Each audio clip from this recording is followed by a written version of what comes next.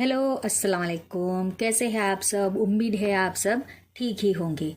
आज हम अठवा लाइन्स के पास जो चौपाटी है जिस एमटीबी कॉलेज के सामने, जिसका original name Jawaharlal Nehru garden है, लोग उसे चौपाटी कहते हैं। तो आज हम वहां पर घूमने के लिए गए थे। मेरी भांजी को बहुत मन था इस गार्डन में जाने का। जब भी वो सूरत आती है तो एक बार इस गार्डन में जरूर आती है। तो आज हम उसे सैर सपाटा करवाने के लिए लेकर निकल पड़े थे। बच्चों के लिए यहाँ इक्विपमेंट इतनी ज़्यादा है कि जिससे वो आराम से खेल सके। जब मेरा बेटा छोटा था मतलब अभी भी वो छोटा ही है, मतलब 5 से 6 साल के लगभग करीब था, उस वक्त उसे उसके नाना नानी यहाँ लेकर आते थे खेलने के लिए। और अब मेरी भांजी यहाँ खेलने के लिए आती है। लगता है इस गार्डन से हमारा जन्मों जन्म का रिश्ता है।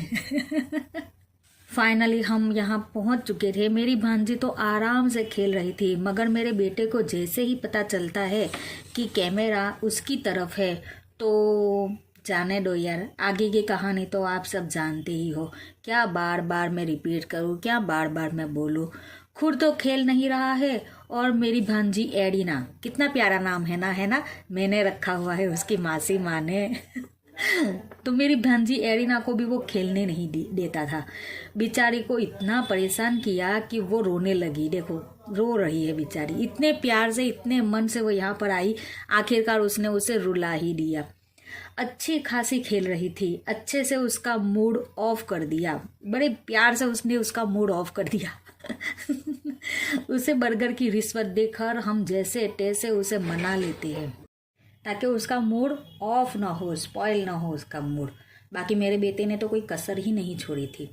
उसके बाद हम गाड़ी को पार्क कर देते हैं और वेसु की वेनेजियानो मॉल में आ जाते हैं, जो सूरत की फर्स्ट ऐसी मॉल है जो वेनिस थीम पर बनी हुई है, ऐसा कहा जाता है। हाँ, तो मैं ये देखने के लिए यहाँ पर आई हुई थी। उसके एंट्रेंस गेट जो है इतना आलीशान और भव्य था कि क्या ही बताओ। आप अंदर न जाओ और बाहर ही खड़े रहो ना, तो भी पूरा अंदर का मॉल आपको बाहर से ही दिखाई देगा। इस तरह का पूरा एंट्री गेट ग्लास से कवर किया हुआ है। मॉल के बीचों बीच पानी है जिसमें लोग बोटिंग कर रहे थे, जो वेनिस थीम की हमें याद दिला देती है। और सामने सारी शॉप है। हम सब आगे बढ़ते हैं और फर्स्ट फ्लोर पर शॉप देखने के लिए हम जाते हैं, दुकान देखने के लिए हम जाते हैं।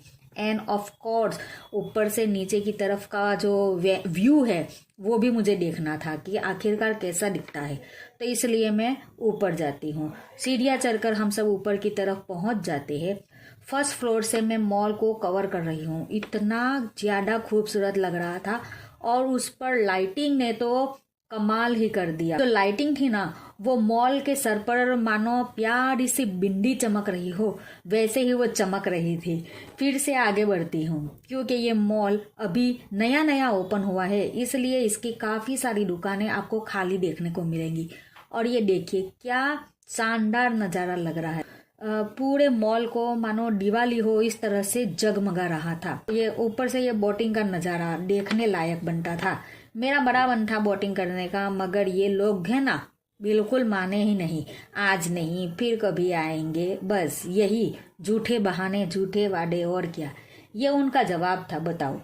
बट ओवरऑल मुझे ये मॉल पर्सनली बहुत ज़्यादा पसंद आया। अगर आप भी कभी सूरत आओ तो एक बार वेसु में ये जो वेनेजियानो नाम भी इतना अलग टाइप लग रहा है। अब तक सूरत में जितने भी मॉल थे ना, वो VR mall, Dheeraj Sons mall, D Mart, Rahul Raj mall, ऐसे मतलब बहुत प्यारे और लग रहे थे कि हाँ भाई ये है इंडियन नेम।